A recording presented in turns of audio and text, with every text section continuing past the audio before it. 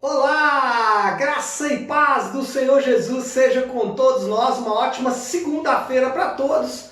Hoje é dia 1º de março de 2021, já entramos aí no terceiro mês desse ano de 2021 para a glória de Deus. Bom, segunda-feira eu gosto de falar um pouco sobre aquilo que tratamos no culto do dia anterior, no caso no domingo.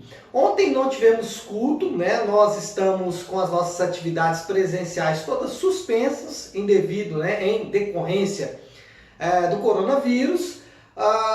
E ontem nós tivemos o nosso primeiro Nave On, que é um projeto, um programa para que nós possamos de alguma forma levar ensino, levar também um momento de comunhão de alguma forma para a igreja do Senhor. Bom, mas iniciamos também a exposição da carta de Paulo aos Coríntios, a primeira carta de Paulo aos Coríntios, e ontem nós iniciamos a nossa caminhada por essa que é uma das cartas mais importantes do apóstolo Paulo, especialmente quando falamos de eclesiologia, quando falamos de igreja.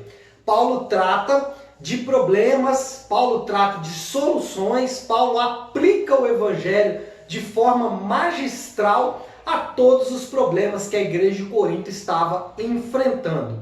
E o nosso objetivo ontem, o primeiro dia da nossa exposição, foi fazer ali uma espécie de leitura geral do que estava acontecendo na cidade de Corinto e tentar trazer a realidade do ano de 55 aproximadamente depois de Cristo para o ano de 2021.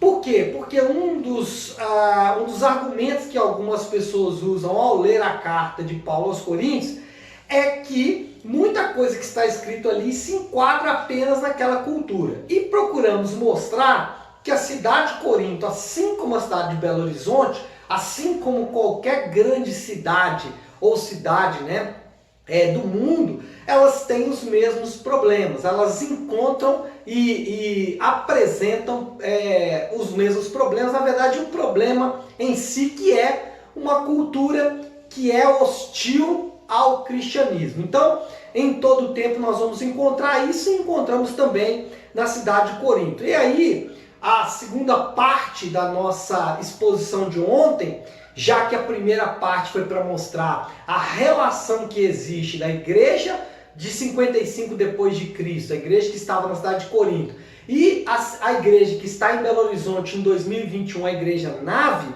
depois de mostrar que essas igrejas elas têm similaridades muito grandes, nós vamos mostrar como Paulo ofereceu, quais foram as ferramentas que Paulo usou para solucionar os problemas na igreja de Corinto e também, óbvio, na igreja Nave. Paulo ele usa 3 estratégias que são importantíssimas. A primeira estratégia é a escatologia.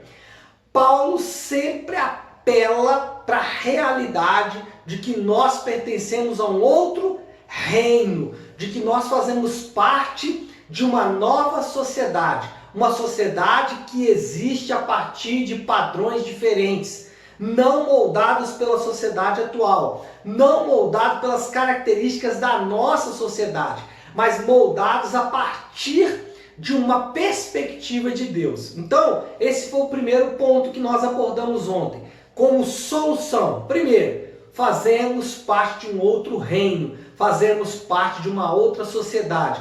Por isso, podemos solucionar os nossos problemas a partir desta realidade. Segundo ferramenta que Paulo usa para solucionar os problemas daquela igreja é evangelho aplicado à ética.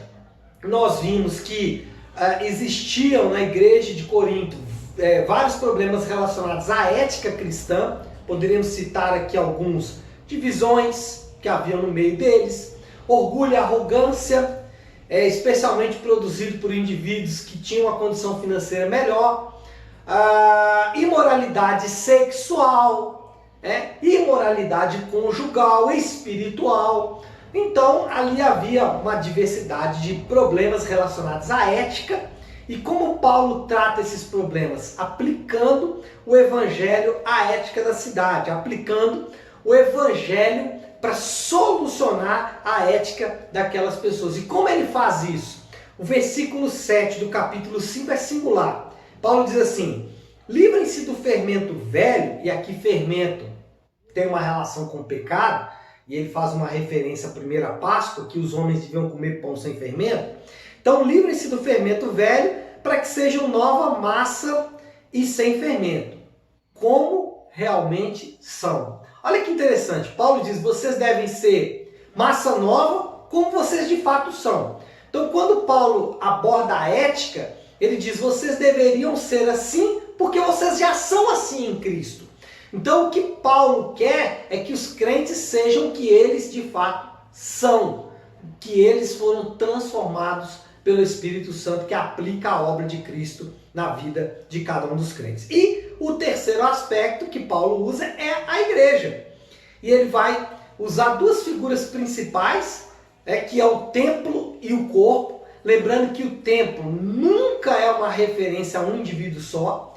E aí Paulo faz duas referências aos crentes como templo.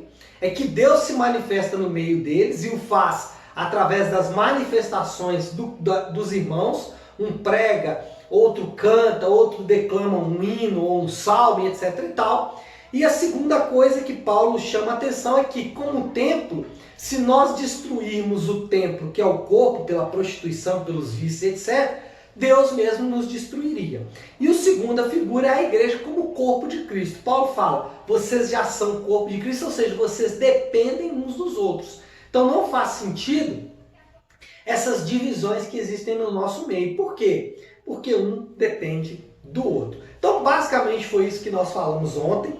É importante destacar dois assuntos finais aqui. Primeiro, todo o nosso Navion já está disponível no YouTube, inclusive o bate-papo que a gente tem no final ali, eu, Davi e a pastora Flávia, juntos conversamos sobre a pregação e algumas perguntas que surgiram. E o estudo já está disponível no site www.leoeller.com, mas você pode aguardar também, porque depois no final esse nosso compêndio final vai se tornar um livro que nós vamos disponibilizar para todos os irmãos, tá bom? Então é isso, pessoal. Uma ótima segunda para todos, uma ótima semana e um mês abençoado, cheio da graça e da misericórdia de Deus, tá bom? Deus abençoe.